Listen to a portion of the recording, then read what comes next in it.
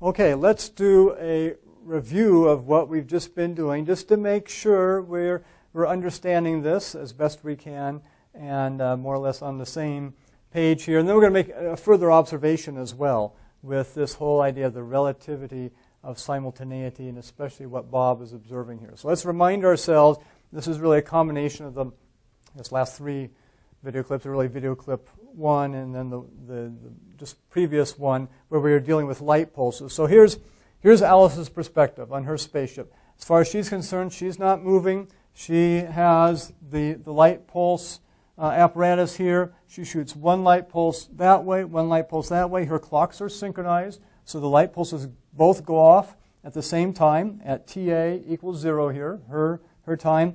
En route, each light pulse is traveling with velocity c, and because they're equidistant from each other, the two clocks from the middle here, she sees the two light pulses hit her two clocks at exactly the same time, T, capital T sub A in each case. That's what her observation is.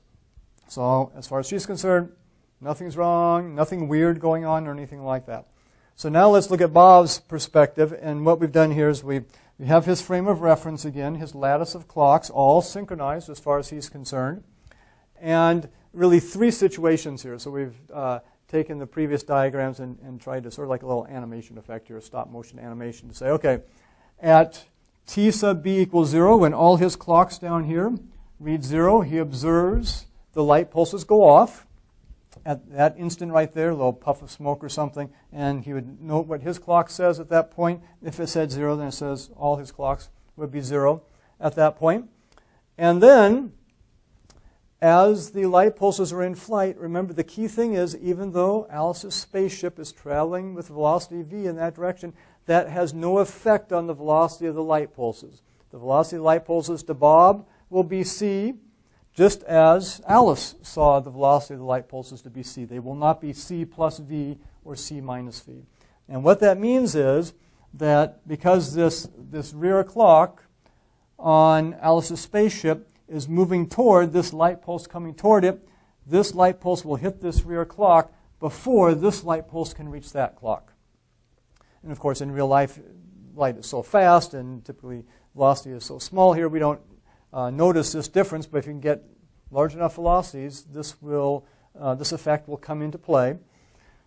Well, what do we know at this point? We know this light pulse just hit this clock. We know from Alice's observations, if we take a flash photo right at that point, we'll see that the clock reads T sub A, just like over here. That has to match at that instant in time and space. The light pulse hit that clock. Alice saw T sub A on her clock. What does Bob see on his clocks? He sees TB1. Okay, so at that instant in time, at this clock right here, he'd take the flash photo as well, and they both could examine that photo. Her clock would read T sub A. His clock would read TB1, whatever that happened to be. And then moving on, note, of course, this one is still in transit. This light pulse is still in transit as far as Bob is concerned. And so at a later time, capital TB2 is when he sees the second light pulse, the rightward going light pulse, hit over there. And so a photograph would be taken, and it would show that Alice's clock read T sub A, just like she observed. But his clocks then would read, take a photo at that point, TB2. And so all his clocks here would read TB2, in particular this one as well, because they're all synchronized, of course, from his perspective. And what does this mean? Well, he read TB1 for this flash over here, TB2 at a later time for this flash, or the light pulse hitting the clock and triggering it there. That means this clock right here, if he took a photo right there and said, okay, I'm at TB2 here, what's this one? We know it's got to be a time greater than T sub A. So, get that? I mean, this is one of those things, we're constructing mental models here that are very different from our regular experience. We'd expect that Alice saw the two light pulse hits to be simultaneous on her clocks. clearly Bob should observe the same thing, but because, again, the speed of light does not participate in the velocity of the spaceship, but is always c, no matter which observer we're talking about, Bob, Alice, or anybody else, you get this weirdness coming in.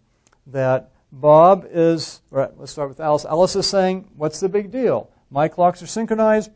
They hit exactly the same time. My clock's read T sub A. Everything's fine. Bob is saying, wait a minute here. It's my clocks that are synchronized, and clearly these photons did not hit at the same time. I read the first one at TB1, the second one at TB2, and in fact, when I recorded the second one at TB2, according to my lattice of clocks all synchronized, your rear clock, Alice, over here, was at a time greater than T sub A, because clearly it's later in time. So Bob sees Alice's clocks as unsynchronized. And you could reverse the analysis and look at it from Alice's perspective, looking at Bob's clocks. She also would see Bob's clocks unsynchronized, because otherwise you can't make sense of the situation. You know, the photographic evidence here does not lie, that when you take the photographs, it's got to be T sub A here, because that's what Alice sees. It's got to be T sub B1 for Bob at that point, and it's got to be T sub A over here for Alice, because that's what Alice sees, and yet it's TB2 for Bob. Okay, so that's just another review of what we were saying before, the relativity of simultaneity, that simultaneous events, clock synchronization, it's relative. You cannot absolutely synchronize clocks such that everyone agrees they are synchronized. If you're both stationary, if Bob and Alice were both stationary, they could agree they're synchronized. As soon as you put one of them in motion, especially at a velocity v that starts getting close to the speed of light, these effects start coming into play. So another way to say that really is absolute time cannot be defined. There is no way to define an absolute time scale or a way of measuring time such that both Alice and Bob would agree. Because Alice is saying, Bob, you messed up. Your clocks are not synchronized. Meanwhile, Bob is saying, no, it's not my problem. It's you, Alice. Your clocks aren't synchronized. And yet each individually have their clocks perfectly synchronized. Okay, so what's this? One more observation here that we're going to come back to later in the course. Let's look at Bob's perspective here. And he sees Alice flying by at velocity v in her spaceship. What does he see on her clocks here?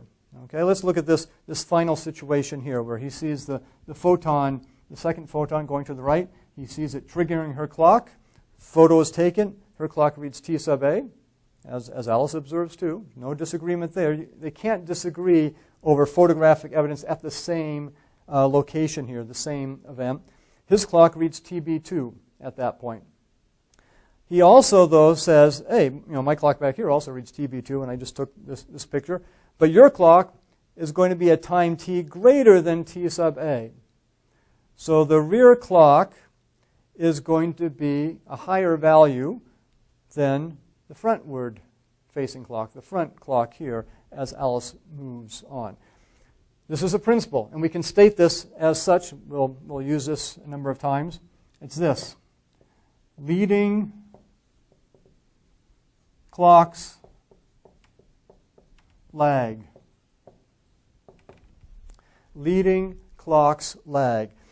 When you are talking about a situation where you have an observer, like Bob, and he's observing Alice's clocks going by, her lattice of clocks is flying by there, he will, if you pick any two clocks, say one here and a trailing clock over here, the leading clock will lag the trailing clock.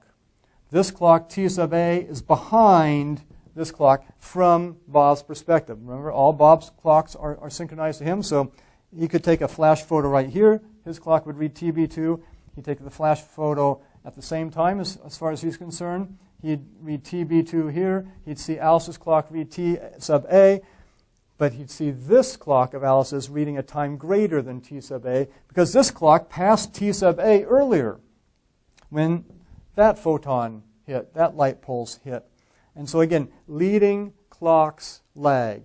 That if you have Alice flying by or whoever's flying by at a speed v that gets up close to the speed of light, in later video clips coming up here, we will actually look at how fast you have to be going for these effects to start becoming noticeable. but for now we're just doing it qualitatively. And clearly the weird result here, takes a while to get our minds around this, is that, and this is why sometimes it's just useful to state it in a very succinct principle, and just memorize that principle, leading clocks lag, so that Alice's clocks here, as far as Bob is concerned, the leading clock on the leading edge, as she's moving in that direction, is going to be behind a clock, a trailing clock, wherever it might be.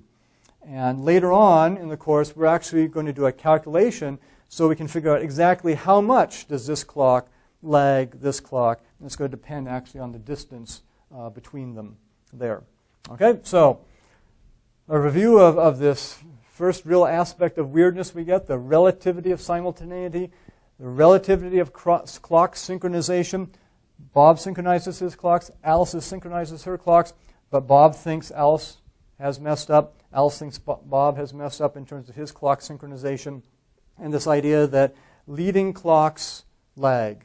Not only do you have it's really a result of this whole idea that simultaneity is relative, synchronization is relative, absolute time cannot be defined, and that if you have a set of clocks moving by you at a high velocity, the clock that's leading will trail, in terms of its timekeeping, trail the clock back here, assuming that their clocks were synchronized in their own frame of reference, in Alice's frame of reference here. So just remember that principle, leading clocks lag.